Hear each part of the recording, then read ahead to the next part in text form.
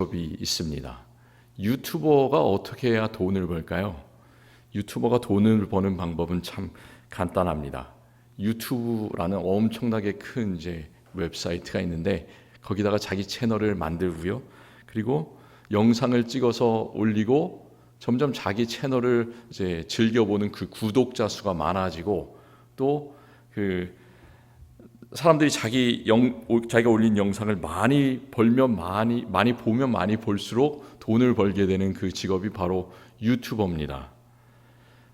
유튜브에 보면 수많은 영상들이 참 많이 올라와 있어요. 그리고 또 비슷한 종류의 영상들이 아주 많이 있습니다. 다 그게 그거 같은데 한번 보시기 바랍니다. 사람들이 많이 보는 아주 유명한 그런 유튜버들의 영상에는 다른 비슷한 사람들이 찍어서 올린 영상과는 뭔가 다르게 좀 특별한 게 있어요. 뭐가 특별할까요? 편집 기술이 새롭든지 뭔가가 좀 이렇게 색달라요. 그런데 정말 잘하는 게 뭐냐면 이 사람들은 은근히 자기 자랑을 잘합니다. 그런데 이게 참 잘해야 되는 게 뭐냐면 너무 노골적으로 자기 자랑을 하면 안 돼요. 그래서 사람들이 거부감을 느끼면 안 돼요. 거부감을 느끼지 않도록 그냥 편안한 선에서 자기 자랑을 아주 자연스럽게 잘하는 사람들이 유명한 유튜버들이죠. 요즘 세상에 보면 참 잘 나가는 그런 회사들이 많고 거기에 보면 유명한 그런 사장, CEO들이 있습니다. 유명한 회사들에서 자기 제품을 만드는데 제품이 나올 때마다 그 사장들이 나와가지고 직접 그 사람들 앞에서 신제품 설명회를 하는 경우를 보게 됩니다. 신제품 설명회를 아주 대대적으로 광고를 하고 또 영상에다가 보여주고 하면서 이 제품은 어디가 좋고 이런 것들을 하나하나 설명을 하는데 참 웃긴 게 하나 있어요. 그 CEO가 나이가 적을까요, 많을까요? 보통 보면 이제 사장쯤 되면 나이가 많아요. 50대, 60대 이렇게 지나가는데 참 재밌는 게 나이가 많은 사람들이 바지를 입었는데요. 바지를 펑퍼짐한 바지를 입는 게 아니라 아주 다리에 쫙 달라붙는 그냥 청바지 같은 거. 어떻게 이렇게 다리가 가늘지도 않는데 그런 거 딱 입고 그 다음에 아주 멋진 그런 티셔츠를 입고 딱 나와가지고 멋지게 설명을 해요. 참 이게 너무 오버가 아닌가 이런 생각을 가끔 하게 되는데 왜 그렇게 할까요? 왜 그냥 이렇게 정장을 입고 나와서 중후하게 설명을 하면 될 텐데 왜 꼭 그렇게 해야 되는지 왜 그럴까요? 젊은 사람들을 이렇게 끌어당기기 위한 그런 홍보의 전략이죠. 자랑의 기술입니다. 코로나가 한창이던 2020년에 한국어로 책이 하나 나왔어요. 한국말로는 자랑의 기술 이라는 책이 나왔고요. 원래 그 영어 제목으로는 Brag Better, 더 잘 자랑하기라는 그런 책이 나왔습니다. 그리고 이 책에는 소제목이 붙어 있는데 두려움 없이 자기 홍보를 하는 기술을 마스터하기라는 그런 소제목이 붙어 있습니다. 이 책을 쓴 사람이 젊은 여자 작은 회사의 CEO인데요. 이 책이 아주 잘 팔려서 베스트셀러가 됐어요. 이 책에서 CEO가 이런 얘기를 해요. 보통 사람들은 자기가 열심히 일을 하면 자기가 한 일이 자기 자신을 이렇게 잘 드러내줄 거라고 생각하는데 이 사람이 하는 얘기는 일 자체는 절대로 사람을 드러내지 않는다라고 얘기를 합니다. 그러면서 어떻게 자기를 홍보하는가 그 방법들을 얘기를 하는 거죠. 그 일이 자기를 드러내지 않기 때문에 거기서 필요한 것이 바로 자랑의 기술이다. 그런데 자랑이라는 것은 자기 자신에 대한 쓸데없는 그냥 허황된 말들을 늘어놓는 게 자랑이 아니라 자기가 성취한 것들에 대해서 확신을 가지고 이것들이 정말 필요할 때 언제 어떻게 사람들에게 그것을 잘 이야기할지 설명할 수 있는 기술을 자랑이라고 정의를 했습니다. 그리고 자랑을 잘하기 위한 몇 가지 방법을 이 책에서 이야기하는데요. 한번 이 기술들을 삶에서 적용을 해보시기 바랍니다. 자랑을 어떻게 하면 잘할 수 있을까? 몇 가지만 얘기를 해보면 첫 번째는 자신 있게 말하기. 자신 있게 말해보세요. 다른 사람 앞에서 주눅 들지 말고. 두 번째는 구체적인 예를 들어서 말하기. 또 그 다음으로는 실용적이고 자연스럽게 자기 이야기를 전달하기. 또 이제 마지막으로는 자기 자신을 어떻게 다른 사람들이 받아들일지를 자기 이미지를 자기가 스스로 만들기. 이런 여러 가지 이야기들을 하고 있습니다. 우리가 여러 사람들을 세상을 살아가다 보면 만납니다. 그 중에서 특별히 다른 여러 가지 성격의 사람들이 있지만 자기를 계속해서 끊임없이 자랑하는 사람을 우리는 가끔 만나게 됩니다. 처음에는 그런 생각이 들어요. 저 사람 그냥 저런 성격의 사람인가 보다. It's okay. 이렇게 생각하다가 이제 점점 계속해서 그런 사람을 만나게 되면 좀 뭔가 짜증이 날 때가 있습니다. 그때 그 자랑을 심하게 하는 사람들에게 직설적으로 좀 자랑질 좀 하지 마십시오. 손가락질 하면서 그렇게 얘기하지 마시고요. 이렇게 생각하셨으면 좋겠어요. 그냥 저분이 참 세상을 힘들게 사셨구나. 이렇게 생각하시고 마음을 긍휼하게 예수 그리스도께서 가지셨던 마음을 그분에게 가지시고 대하시기를 바랍니다. 제가 오늘 말씀을 시작하면서 자랑에 대해서 계속해서 이야기를 한 이유는 고린도후서 12장에서 사도 바울이 자기 자랑을 하고 있기 때문에 그렇습니다. 바울은 자기를 자랑하는 이유가 자기 자신을 드러내기 위해서 자랑하는 것이 아니라 잘난 척을 하는 것이 아니고요. 고린도 교회에 있었던 거짓 사도들에게 대항하기 위해서 자기 자랑을 하고 있습니다. 고린도 교회에 거짓 사도들이 있었는데 이 사람들은 자랑의 기술들을 엄청나게 가지고 있었습니다. 그들이 고린도 교회에 들어와서 예수 그리스도의 참된 복음을 전하는 게 아니라 거짓된 복음을 전했습니다. 바울이 말을 잘못한다고 바울은 뭔가 글을 쓸 때는 글을 잘 쓰는데 말을 할 때는 시원치 못하다 이런 얘기를 하면서 바울을 깎아내렸어요. 그리고 그 대신에 자기들은 아주 말을 잘한다. 그 말의 기술들을 이렇게 이야기를 사람들 앞에서 했습니다. 그리고 거짓 사도들은 자기 자랑만 하는 것이 아니라 실제로 그 고린도 교회 성도들의 삶에 지대한 피해를 입혔습니다. 바울은 고린도후서 11장 20절에서 이런 얘기를 하고 있어요. 그 거짓 사도들이 어떻게 행하는지를, 그리고 거짓 사도들을 용납하고 있는 그 고린도 교회 성도들에 대해서 얘기를 하는데, 누가 너희를 종으로 삼거나 잡아먹거나 빼앗거나 스스로 높이거나 뺨을 칠지라도 너희가 잘 용납하는도다. 이렇게 핀잔을 주고 있습니다. 이 말씀을 통해서 보면 그 당시에 거짓 교사들은 성도들이 가진 것을 실제로 속여서 뺐고 또 그들을 때리기까지 했던 모양이에요. 뺨을 치기까지 했던 그런 모양입니다. 마치 요즘에 이단 사이비들이 그런 하는 행동들을 우리가 이 말씀에서 좀 생각을 해볼 수가 있잖아요.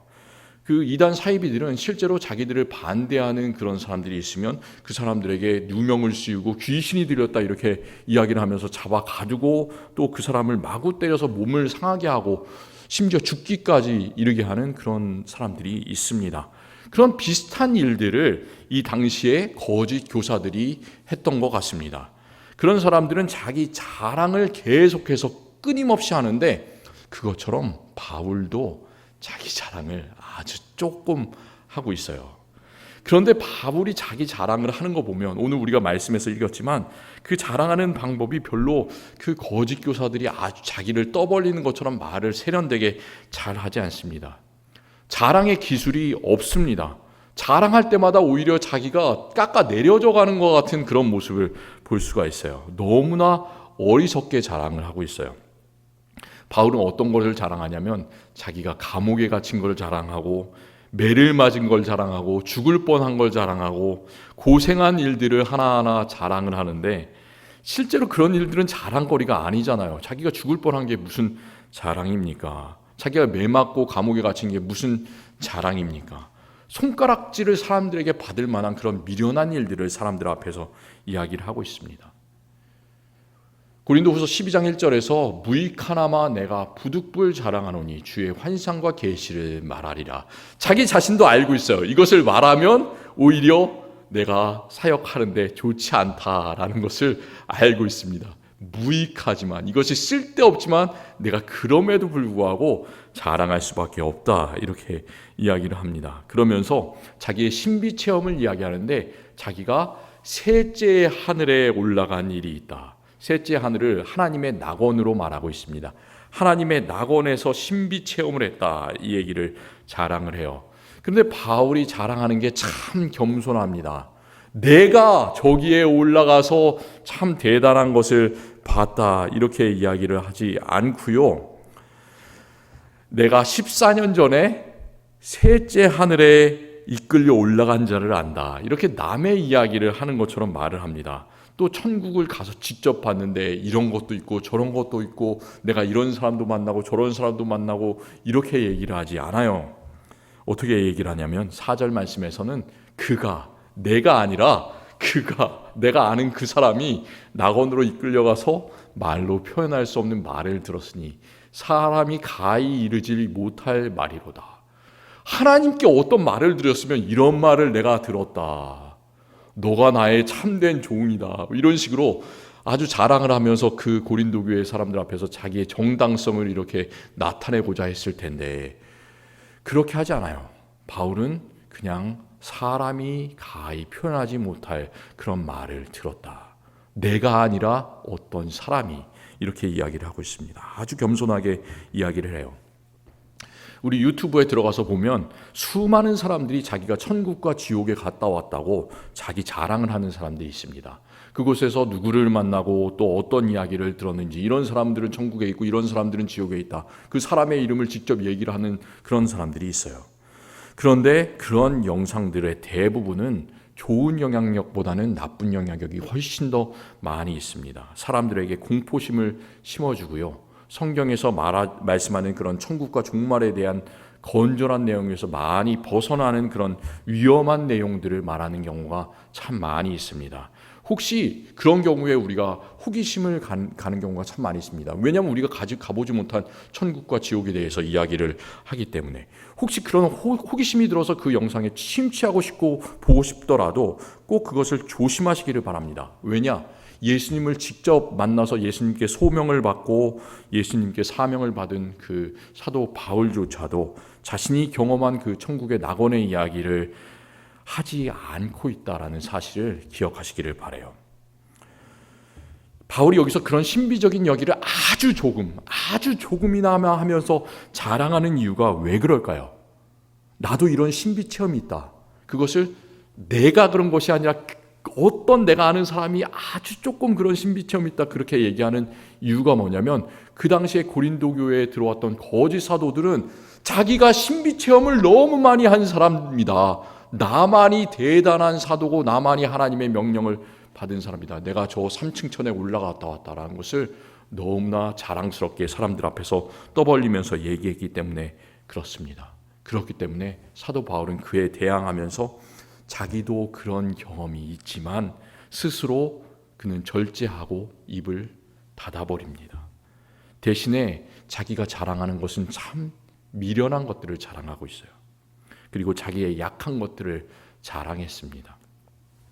특별히 바울은 뭘 자랑하냐면 자기 육체에 가시가 있다라는 것을 자랑을 합니다. 사탄의 사자가 있다 자랑하고 있어요. 사도 바울이잖아요. 하나님께 명령을 직접 들은, 예수 그리스도를 직접 만난 사도 바울인데 자기 몸에 사탄의 사자가 있다라고 얘기를 하는데, 그것을 듣는 성도들이 그게 기분이 좋겠습니까?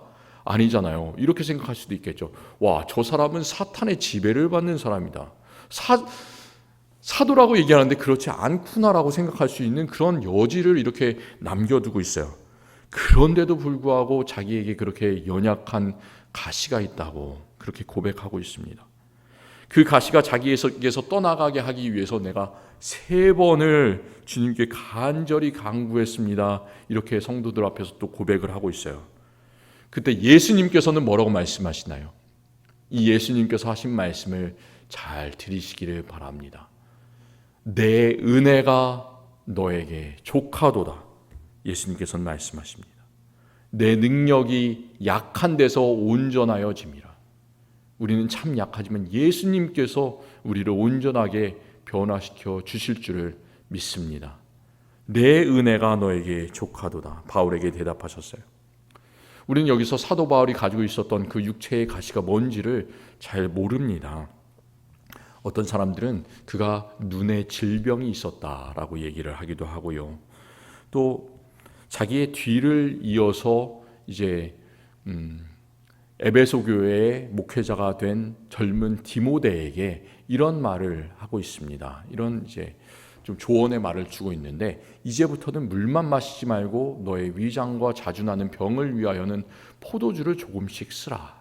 조금씩 포도주를 마시라, 이렇게 얘기를 하고 있는데, 왜 이런 얘기를 하고 있을까 이렇게 생각을 해보면, 그 디모데가 속병이 있기 때문에 이런 얘기를 했을 뿐만이 아니라 자기가 먼저 속에 병이 있고 그런 것들을 너무나 잘 경험했기 때문에 그 후배 목회자인 디모데에게도 이렇게 병을 다스려라, 이런 조언을 했을 거다 생각을 하고 있습니다.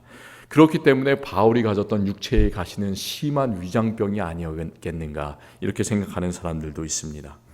3번이나 그런 가시가 육체로부터 떠나가게 하기 위해서 하나님께 간절히 기도했다라는 걸 봐서는 3번을, 하루에 3번을 기도한 것이 아니라 계속해서 그것을 기도했다는 거죠. 그러니까 이 육체의 가시는 사도 바울이 그 많은 그런 선교의 사역을 감당하는 내내 계속해서 그를 따라다니면서 그를 괴롭혔던 그것이 바로 육체의 가시였습니다. 떠나갈 수 없는 자기 몸에 있는 큰 고통, 그것이 바로 육체의 가시죠. 우리는 이 말씀을 보면서 예수님에 대해서 생각을 해볼 수가 있습니다. 예수님께서 겟세마네 동산에서 하나님께 몇 번을 기도하셨습니까? 하나님께 십자가의 죽음을 앞두고 3번을 기도하셨어요. 그 겟세마네 동산에 예수님께서는 3명의 제자들을 데리고 올라가셨습니다. 그리고 그 제자들에게 내 마음이 매우 고민하여 죽게 되었으니 너희는 여기 머물며 나와 함께 깨어 있으라, 이런 말씀을 하셨습니다. 그리고 나가서 하나님 앞에 기도를 하셨습니다. 그냥 기도하신 것이 아니라 간절히 얼굴을 땅에 대시고 엎드려서 기도하시는데, 내 아버지여, 만일 할만하시거든 이 잔을 내게서 지나가게 하옵소서. 그러나 나의 원대로 마시옵고 아버지의 원대로 하옵소서. 이 기도를 하셨습니다. 제자들은 이미 다 잠이 들었습니다. 그렇지만 예수님께서는 제자들을 돌아보시고 다시 나가셔서 똑같은 말씀으로 기도하시고, 또 하나님께서 아무 대답을 하시지 않지만 또 이 기도를 드리시면서 하나님의 그 쓴 자를 받아서 십자가의 길을 묵묵히 가셨습니다. 바울이 가졌던 육체의 가시 이야기를 제가 생각하면서 제 친구 한 명이 생각났어요. 제 친구 목사가 있는데요. 이 친구가 참 저하고 가까운 친구입니다. 제가 한국에서 결혼을 할 때 그 한국에는 웨딩카가 있잖아요. 그래서 웨딩카를 그냥 차만 이렇게 모는 것이 아니라 결혼한다고 아주 티를 내면서 자랑을 하면서 풍선으로 꽃으로 장식을 해가지고 이렇게 돌아다니는데, 그 결혼할 때 웨딩카를 몰아준 그런 친구예요. 그리고 또 신혼여행을 가는 길에 그 공항까지 데려다주고 그렇게 해준 가까운 친구입니다. 근데 이 친구가 몇 년 전부터 그 허허벌판 캐나다 한가운데 대평원에 있는 작은 교회들에서 그 캐나다 현지 주민들을 대상으로 해서 목회와 선교를 하면서 하나님의 귀한 그런 선교의 사역을 감당하기를 시작했습니다. 우리 알래스카 앵커리지가 참 추운데 그 친구가 사는 그 지역은 여름에는 조금 더워요. 그런데 겨울이 되면 거기가 아주 내륙 지방이기 때문에 페어뱅스처럼 아주 영하 한 40도까지 떨어지는, 그리고 겨울이 참 긴 그런 지역 중에 하나입니다. 근데 이 친구가 한 2년, 3년 전부터 가끔씩 발이 아프다는 그런 얘기를 하는 거예요. 나도 모르겠는데 발이 너무나 심하게 아프다. 근데 점점 아픈 정도가 점점 심해지고, 또 가끔 가다가 한 달에 한 번 아프고 그랬는데, 이게 보름에 한 번, 일주일에 한 번, 점점 그 아픈 주기가 짧아지고, 그러면서 견딜 수 없는 그런 고통이 찾아오고, 그래서 진통제를 맞고 이렇게 했습니다. 그래서 병원에서 검진을 했는데 병원에서도 이유를 알 수가 없다는 거예요. 너무나 심해지니까 이 친구가 그 큰 병원에 가서 검진을 했습니다. 그런데 이미 다리에 뼈에 암이 자라고 있는데, 다른 곳으로도 전이가 된 암사기라는 것을 이제 진단을 받았습니다. 캐나다 시골에서 무슨 대단한 의료 기술이 있겠어요. 그래서 그 동네 의사들이 하는 말은 너가 살려면 이 다리를 잘라내야만 살 수 있다, 이렇게 얘기를 했다고 해요. 그래서 이제 작년에 마지막 수단으로 한국에 가서 치료를 받게 됐습니다. 캐나다에서 선교를 하는 친구가 무슨 돈이 있어서 그 암 치료비를 다 감당을 하겠습니까? 그런데 한국에 있는 교회들 또 성도들이 도와줘서 참 감사하게도 암 치료를 잘 받을 수 있게 됐습니다. 아주 큰 종양이 뼈에서 자라고 있었는데 수술을 받고 또 수십 번의 항암 치료를 받고 또 방사선 치료를 무사히 다 은혜롭게 잘 마치고 나서 이제 곧 캐나다로 돌아갈 거라고, 이제 뭐 다음 달이면 아마 돌아가겠다고 그런 소식들을 이렇게 친구 동기 목사들에게 알려왔습니다. 제가 참 속으로 걱정이 많이 들었어요. 그 친구가 조금 더 몸조리를 해야 될 것 같은데, 한국에서 좀 병원에서 더 있으면서 이렇게 몸조리도 하고 건강도 회복돼야 해야 될 것 같은데, 왜 그 추운 지역에 빨리 그 시골에 가가지고 목회를 해야 된다고 얘기를 하는가, 참 걱정이 많이 돼요. 지금도 걱정을 하고 있습니다. 근데 이 친구가 항상 똑같은 얘기를 합니다. 얘기하는 게 그 캐나다에서 파송한 윌리엄 맥킨지라는 그런 선교사를 이야기를 하더라고요. 이 미국 장로교회, 우리가 교회가 속한 미국 장로교회가 참 한국의 복음화에 정말로 많은 큰 공헌을 했습니다. 우리 한국 장로교회의 엄마와 같은 그런 교단이 바로 미국 장로교회예요. 그래서 미국 장로교회에서 참 많은 선교사를 파송해서 많은 사람들이 한국 땅에서 목숨을 잃었습니다. 그런데 미국 장로교회뿐만이 아니라 캐나다에도 장로교회가 있는데 거기서도 선교사들을 파송을 했어요. 1800년대 말에 윌리엄 맥킨지라는 그런 선교사가 한국에 도착을 했습니다. 그런데 이 사람이 딱 한국에서 2년만 이렇게 사역을 하고 갑자기 큰 병을 얻었어요. 자기 고국으로 돌아가지도 못하고 한국에서 생애를 마감했습니다. 아주 젊은 나이였어요. 30대 후반인가 아마 그랬을 겁니다. 그런데 이 친구는 그렇게 이야기를 해요. 그 선교사가 우리 한국 땅에 뿌려놓은 복음의 씨 때문에 우리나라 사람들이 복음을 받아들이게 되었으니까 이제 나는 다시 그 땅으로 빨리 돌아가서 교회가 무너지고 복음이 희미해져가는 그런 캐나다 땅에서 자기가 복음을 전해야 된다, 그런 얘기를 계속해서 말하는 것을 봅니다. 최근에 그 친구가 자기 그 SNS 소셜미디어 계정에다가 사진을 하나 올렸어요. 근데 사진이 어떤 사진이냐면 암 그 치료를 하고 있는데 운동을 열심히 해가지고 근육이 붙은 이렇게 우통을 벗고 있는 그런 사진을 딱 올려놨더라고요. 복근을 자랑하는 사진. 짐에 가서 이렇게 다리가 아픈데도 불구하고 계속해서 이제 일주일에 몇 번씩 가벼운 운동들을 하고 수영도 일주일에 한 2번씩 하고 그러면서 이렇게 근육을 키웠다, 그런 것들을 자랑을 하는 사진을 올렸는데 저는 그걸 보고 참 그런 생각이 들었어요. 참 너가 약한 것을 자랑하는 사도 바울 같구나, 그런 생각을 하면서 그 친구를 위해서 기도하게 되었습니다. 우리 성도님들께서 어떤 가시를 가지고 계십니까? 그 가시는 사도 바울이나 구약 성경의 욥이나 마치 제 친구의 목사가 가진 그 육체의 가시일 수도 있고요. 또 마음의 가시일 수도 있습니다. 요즘에 생겨난 가시일 수도 있고요.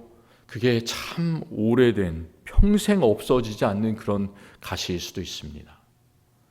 그리고 다른 사람들이 다 아는 가시일 수도 있고, 그것이 말하기가 너무나 다른 사람 앞에서는 부끄러워서 하나님과 나만 아는 그런 연약한 가시일 수도 있습니다.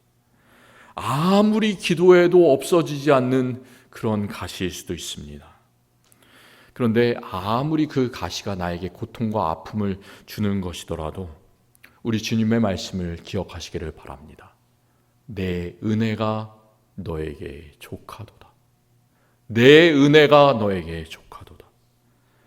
예수님께서는 이 말씀을 하시면서 우리를 위로해 주십니다. 우리 사는 삶이 괴로울지라도 예수님께서 나를 위해서 흘리신 그 피와 예수님의 고통을 생각해 보시기를 바랍니다. 그것에 비하면 지금 내가 겪는 어려움은 아무것도 아니죠. 예수님께서는 내가 겪는 고통에 항상 함께 하시면서 나와 함께 그 길을 항상 걸어가십니다. 바울이 고린도 교회 성도들에게 이런 말로 권면하고 있습니다. 자랑하는 자는 주 안에서 자랑할지니라. 옳다 인정함을 받는 자는 자기를 칭찬하는 자가 아니요 오직 주께서 칭찬하시는 자니라. 예수님께서는 우리를 늘 칭찬하고 계십니다. 내 딸아 참 장하다. 내 아들아 참 장하다. 나를 이렇게 잘 따라오고 있구나. 평생 나를 버리지 않고 계속해서 이 십자가의 길을 잘 달려가고 있구나. 이렇게 예수님께서 우리를 칭찬해 주시는 줄로 믿으시기를 바랍니다. 우리를 잘 드러내고 자랑해야 성공할 수 있는 그런 세상에서 우리가 살아갈 수 있습니다. 그렇지만 조금 미련하고 조금은 손가락질을 받을지는 몰라도 우리가 내 자신을 자랑하기보다 내가 연약한 것들 자랑하기를 원합니다. 그래서 내 연약함 속에서 오히려 예수 그리스도의 이름이 알려질 수 있다면, 예수님께서 역사하시고 예수님께서 나를 통해서 이 세상에 기적을 일으켜 줄 수 있다면 그곳으로 나는 되는 것 아니겠습니까? 내가 예수님 앞에 내 자신을 전제로 드릴지라도 나는 그것으로 만족하고 또 만족하리라. 바울의 고백처럼 우리도 그렇게 하나님의 귀한 도구로 겸손하게 사용될 수 있기를 바랍니다. 약할 때 강함을 주시는 예수 그리스도, 우리 주님을 믿으며 하나님의 넘치는 은혜가 우리 모든 성도님들의 삶에 가득 넘치기를 간절히 기원합니다. 기도하겠습니다. 긍휼하신 하나님 감사합니다. 우리들 참 불쌍한 사람들이지만 주님께서 우리를 사랑하여 주셔서 예수 그리스도 보내주시고 예수님의 그 십자가의 고난의 길 함께 걸어갈 수 있게 하시니 참 감사합니다. 하나님, 우리에게 육체의 가시를 주시고 또 마음의 가시를 주시고 우리에게 많은 연약한 것들을 주시니 감사합니다. 다른 사람들은 우리를 손가락질을 하더라도 그 연약함을 통해서 예수 그리스도 한 분만 높여질 수 있다면 우리가 감사하며 하나님께 영광을 돌리는 삶을 살아가기를 원합니다. 우리를 있는 그대로 받아주시고 우리를 하나님의 일을 하는 도구로 사용하여 주시옵소서. 예수 그리스도의 이름으로 기도합니다. 아멘.